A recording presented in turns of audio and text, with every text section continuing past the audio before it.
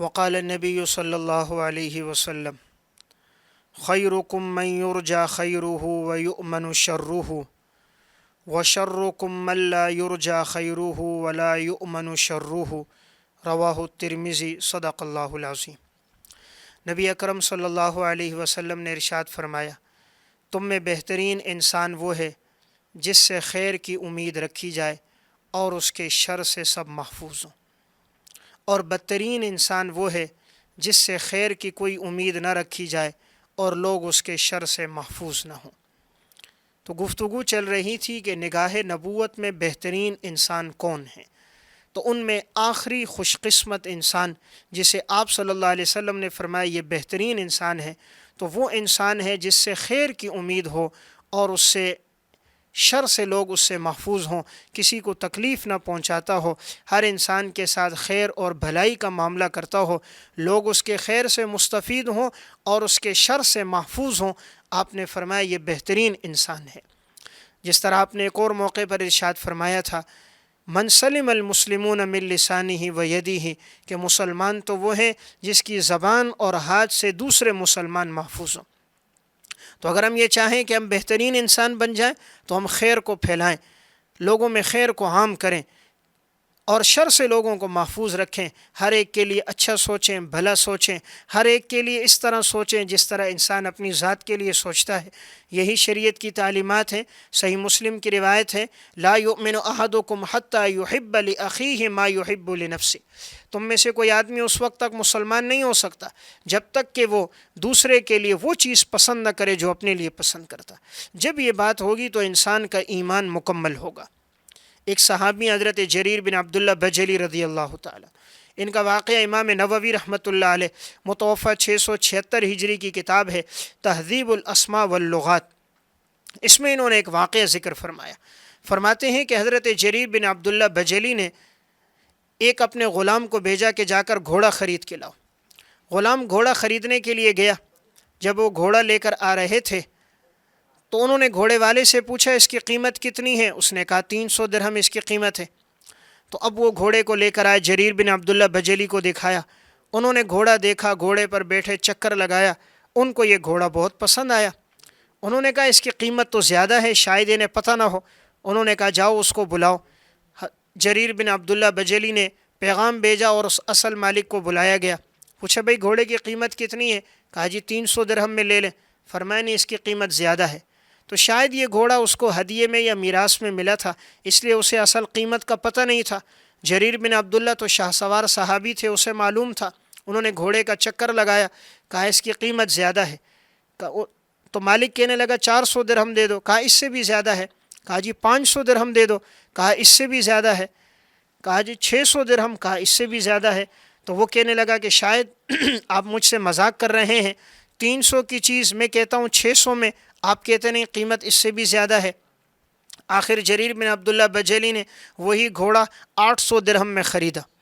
تو جب ان سے پوچھا گیا 300 کی چیز آپ نے 800 درہم میں لے لی، تو حضرت جریر بن عبداللہ بجلی رضی اللہ تعالیٰ عنہ نے فرمایا، بایعت رسول اللہ صلی اللہ علیہ وسلم علی اقام الصلاۃ و ایتاء الزکاۃ والنصح لکل مسلم، میں نے آپ صلی اللہ علیہ وسلم کے ہاتھ پر بیعت کی تھی نماز کے قائم کرنے پر، زکوٰۃ دینے پر، اور ہر مسلمان کے ساتھ خیر خواہی پر۔ اور خیر خواہی کا تقاضا یہ ہے، اگر اسے گھوڑے کی اصل قیمت کا نہیں پتہ تو میں اسے گھوڑے کی قیمت بتاؤں اور اسے اصل رقم دوں۔ تو چنانچہ 300 درہم کا گھوڑا حضرت جریر بن عبداللہ نے 800 درہم میں خریدا۔ اگر یہ آج کا کوئی ہماری طرح کا کمزور مسلمان ہوتا اور وہ دیکھتا کہ 800 کی چیز 300 میں مل رہی ہے، وہ کہتا بھائی یہ خریدو اور پتلی گلی سے جلدی سے نکل جاؤ کہیں اصل مالک نہ آ جائے۔ لیکن حضرات صحابہ اکرام کا ایمان تھا اور وہ لوگ بہترین انسانوں میں شمار ہوتے تھے، ہر ایک کے ساتھ ان کی خیر خواہی تھی۔ تو 12واں خوش نصیب وہ ہیں جو ہر ایک کو خیر پھیلائے، کسی کو شر نہ پہنچائے، اس سے کسی کو تکلیف نہ پہنچے، جو ہر ایک کے لیے بھلا سوچے۔ خطیب بغدادی رحمۃ اللہ علیہ متوفہ 463 ہجری کی کتاب تاریخ بغداد، اس میں انہوں نے ایک واقعہ ذکر فرمایا۔ امام بخاری رحمۃ اللہ علیہ کے والد کا انتقال ہوا تو انہیں میراث میں بہت سے کپڑے بھی ملے اور بہت سا مال بھی ملا۔ اب تجارت کا بہت سا سامان بھی تھا۔ کچھ تاجر امام بخاری کے پاس آئے سامان خریدنے کے لیے۔ امام بخاری رحمہ اللہ نے انہیں سامان دکھایا، انہیں سامان پسند آیا، انہوں نے بات طے کر دی، فرمایا ہم آپ سے خریدنا چاہتے ہیں۔ امام بخاری رحمہ اللہ نے فرمایا میں رات کو سوچتا ہوں، استخارہ کرتا ہوں، کل آپ کو بتا دوں گا۔ وہ تاجر چلے گئے۔ تھوڑی دیر کے بعد کچھ اور تاجر آئے، انہوں نے کہا ہم آپ کو دگنا نفع دیتے ہیں اور آپ یہ ہمیں فروخت کر دو۔ امام بخاری رحمۃ اللہ علیہ نے فرمایا نہیں۔ اگلے دن تاجر آئے، انہوں نے زیادہ قیمت دینی چاہی کہ ہم آپ کو اتنا نفع دے رہے ہیں، آپ ہمیں فروخت کر دیں۔ امام بخاری نے فرمایا میں نہیں بیچتا۔ تو کہا حضرت آپ نے کیا ان سے معاملہ طے کر دیا؟ کہا جی معاملہ تو طے نہیں ہوا۔ کہا جب معاملہ طے نہیں ہے تو آپ ہمیں فروخت کریں، نفع بھی دگنا ملے گا۔ امام بخاری رحمۃ اللہ علیہ نے فرمایا فإنی لا احب ان انقض نیتی، میں اپنی نیت کو توڑنا پسند نہیں کرتا۔ میں نے نیت کر دی تھی میں ان کو فروخت کروں گا، پہلے والوں کو، لہٰذا میں انہی کو دوں گا۔ دیکھیے ان کو دگنا نفع مل رہا ہے، ڈبل نفع مل رہا ہے، انہوں نے فروخت نہیں کیا، حالانکہ بات طے نہیں ہوئی تھی، لیکن یہ وہ لوگ تھے جو معاملات کو اتنا درست رکھتے تھے، جو ہر ایک کے لیے خیر اور بھلائی کو سوچتے تھے، جو اپنی نیت کو توڑنا بھی پسند نہیں کرتے تھے۔ تو 12واں اور آخری خوش نصیب وہ انسان ہے کہ جو ہر ایک کے ساتھ خیر کرے اور کسی کو شر نہ پہنچائے۔ خطیب بغدادی رحمۃ اللہ علیہ نے امام ابن سیرین رحمہ اللہ کے حالات میں واقعہ لکھا۔ امام ابن سیرین رحمہ اللہ نے 40,000 درہم میں زیتون کا تیل خریدا، اور ان کا مقصد تھا تجارت کے لیے وہ تیل لے کر آئے تھے۔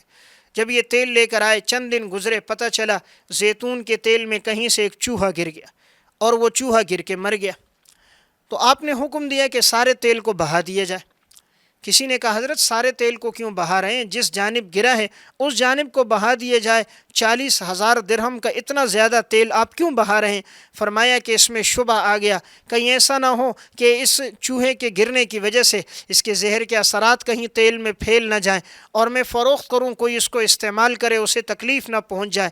یہ لوگ تقویٰ کے اعلیٰ معیار پر تھے، ان کی زندگیوں میں اخلاص و للہیت بہت زیادہ تھی، تو محض اس ایک طرف میں گرنے کی وجہ سے انہوں نے 40,000 درہم کا وہ تیل ضائع کر دیا، لیکن آگے کسی کو فروخت نہیں کیا۔ یہ وہ لوگ تھے جو ہر ایک کے لیے خیر کو پسند کرتے تھے، کسی کے لیے شر نہیں۔ تو خوش قسمت انسان وہ ہے جو ہر ایک کے لیے بھلائی کو سوچے اور کسی کو نقصان نہ پہنچائے۔ تو ہم بھی اگر یہ چاہیں کہ ہم بھی ہر ایک کو نفع پہنچائیں اور ہماری وجہ سے کسی کو شر نہ پہنچے، تو ہم بہترین انسان بن جائیں گے۔ جب انسان نفع رسانی کے لیے سوچتا ہے، دوسروں کی بھلائی کے لیے، اللہ اس سے کئی گنا زیادہ اس کو دیتا ہے۔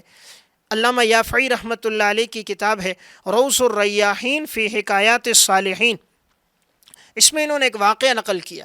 امام ابو الربیع رحمۃ اللہ علیہ فرماتے ہیں کہ میں علاقے میں بغداد میں داخل ہوا، اور مجھے بتایا گیا کہ یہاں ایک گھر ہے، اور وہ فضہ نامی عورت کا گھر ہے، اور اس گھر کے اندر ایک عورت ہے، اور اس عورت کی ایک بکری ہے، اس کے ایک تھنوں سے دودھ نکلتا ہے اور ایک تھن سے شہد نکلتا ہے۔ امام ابو الربیع کہتے مجھے بڑی حیرت ہوئی کہ بکری کے ایک تھن سے شہد نکل رہا ہے، تو میں تلاش کرتے کرتے اس عورت کے گھر پہنچا، دروازے پہ دستک دی تو اس کے شوہر باہر آئے، اور میں نے ان سے معلومات چاہی کیا تمہارے گھر میں ایسی بکری ہے کہ جس کے ایک تھن میں دودھ اور ایک میں شہد ہو؟ انہوں نے کہا ہاں ایسی بکری تو موجود ہے۔ تو میں نے ان سے واقعہ پوچھا کہ آخر یہ کیسے ہو گیا؟ تو اس شخص نے واقعہ سنایا، کہا ہماری زندگی تو تنگ دستی میں گزر رہی تھی، ہمارے پاس ایک ہی بکری تھی، وہ دودھ دینے والی، وہ ہم دودھ اپنے بچوں کو پلایا کرتے تھے، اسی پہ ہمارا گزر بسر تھا۔ کہتے ہیں ایک دفعہ ایسا وہ ہمارے گھر میں مہمان آ گئے، تو اب جب مہمان آئے تو شریعت نے چونکہ مہمان کے اکرام کا حکم دیا ہے، حدیث میں ہے نبی اکرم صلی اللہ علیہ وسلم نے ارشاد فرمایا من کان یؤمن باللہ والیوم الآخر فلیکرم ضیفہ، جو اللہ اور آخرت پر ایمان رکھتا ہے اسے چاہیے مہمان کا اکرام کرے۔ اب مہمان جب گھر میں آیا تو ان کی گھر والی فضہ نے ان سے کہا کہ مہمان کا اکرام شریعت کی تعلیمات ہیں، آپ بتائیے کیا کیا جائے؟ تو کہا جو آپ کہیں۔ تو کہا ہم اس بکری کو ذبح کر دیتے ہیں مہمان کے لیے۔ کہا بچے اس کا دودھ پیتے ہیں، اس کے علاوہ تو گھر میں اور کوئی نہیں۔ کہا اللہ ہمیں اس سے دگنا دے دے گا، لیکن شریعت کی تعلیمات دوسروں کے لیے خیر اور بھلائی کی ہیں۔ اب یہ کہتے ہیں میں نے اپنے شوہر کو کہا جاؤ اس بکری کو باہر ذبح کرو۔ اب وہ بکری کو باہر لے کر گئے، ذبح کر رہے تھے۔ تھوڑی دیر گزری ہے، کیا دیکھتی ہوں اوپر کی سیڑھیوں سے وہی بکری اسی طرح کی نیچے اتر کے آ رہی۔ نیچے جب صحن میں آئی تو یہ خاتون کہتی ہے میں سمجھی کہیں شوہر سے چھوٹ گئی تھی اور چھوٹ کر اوپر بھاگ گئی تھی، تب اوپر سے نیچے اتر رہی ہے۔ تو اب میں نے بکری پکڑی، میں باہر لے کر گئی، شوہر سے کہا کہ یہ تم سے رہ گئی؟ تو کیا باہر دیکھتی ہوں کہ وہی بکری باہر ذبح پڑی ہے اور شوہر اس کے جسم کے گوشت کو کاٹ رہا ہے۔ عورت کہتی ہے میں حیرت میں پڑ گئی کہ یہاں یہ بکری ذبح ہے، اس کا گوشت تقسیم کرنے کے لیے، استعمال کے لیے گوشت کے حصے بنائے جا رہے ہیں، اور اوپر سے اسی طرح کی بکری نیچے آ گئی۔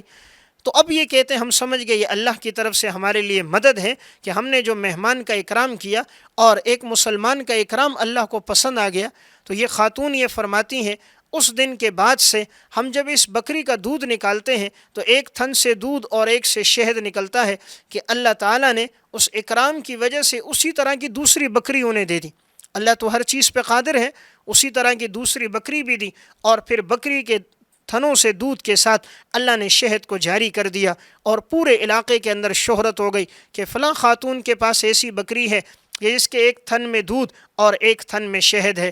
تو اگر ہم بھی یہ چاہیں کہ ہم بھی اللہ خوش نصیب انسان بن جائیں نگاہ نبوت میں، تو 12واں بہترین خوش نصیب انسان وہ ہے کہ جس سے خیر پھیلے، لوگوں میں خیر کو پھیلائے اور لوگ اس کے شر سے محفوظ ہوں۔ جب انسان لوگوں کے لیے بھلائی سوچتا ہے، اچھا سوچتا ہے، تو اللہ بھی اس کے لیے خیر کے راستوں کو کھول دیتا ہے، خیر کے اسباب کھول دیتا ہے۔ تو یہ 12 بہترین انسان ہیں جنہیں آپ صلی اللہ علیہ وسلم نے بہترین فرمایا۔ یہ 12 خصلتیں، 12 اوصاف ہماری زندگی میں آ گئے تو ہم نگاہ نبوت میں بہترین انسان بن جائیں گے۔ ہم میں سے ہر ایک کوشش کرے یہ 12 چیزیں ہم اپنی زندگیوں میں لائیں اور اپنے دوست احباب میں اسے شیئر بھی کریں۔ اللہ ہم سب کو عمل کی توفیق عطا فرمائے۔